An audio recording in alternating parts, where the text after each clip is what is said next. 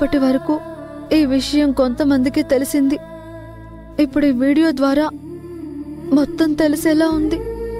దీన్ని ఎలా ఎదుర్కోవాలి? అమ్మా, అక్కతో మాట్లాడావుగా, ఇప్పుడు హ్యాపీయా? ఏమోనే, దాంతో మాట్లాడాక కొంచెం ధైర్యం వచ్చింది. కాని ఇప్పుడు జరిగిన ఈ సంఘటన రాబోయే ఎన్ని పరిణామాలకు దారితీస్తుందోనని భయంగా ఉంది. భగవంతుడా, నువ్వే కాపాడాలి.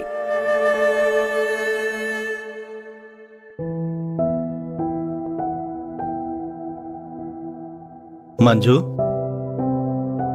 ఇంకా నీలో నువ్వు ఎంత బాధపడతావు? కలిసి భోంచేద్దాం రా అమ్మా.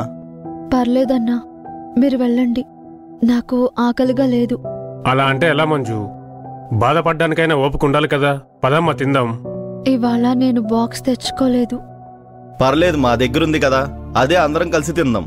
అయ్యో పర్లేదులే అన్నా, మీరు వెళ్ళి తినండి. అంటే ఏంటి, మా భోజనం తినడానికి మొహమాట పడుతున్నావా? అయ్యో, పోనీ ఆర్డర్ పెట్టుకో అమ్మా, అందరం ఇక్కడే తినొచ్చు. సరే అన్నా. సరే మంజు, మేం భోజనం చేసి కాసేపు అలా కూర్చుంటాం. ఏదైనా అవసరం ఉంటే పిలువు. అలాగే అన్నా. జాగ్రత్త అమ్మా.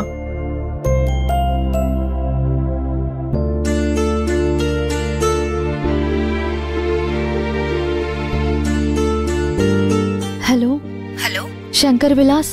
చెప్పండి మేడం. నేను పోలీస్ స్టేషన్ నుంచి కానిస్టేబుల్ మంజుని మాట్లాడుతున్నాను.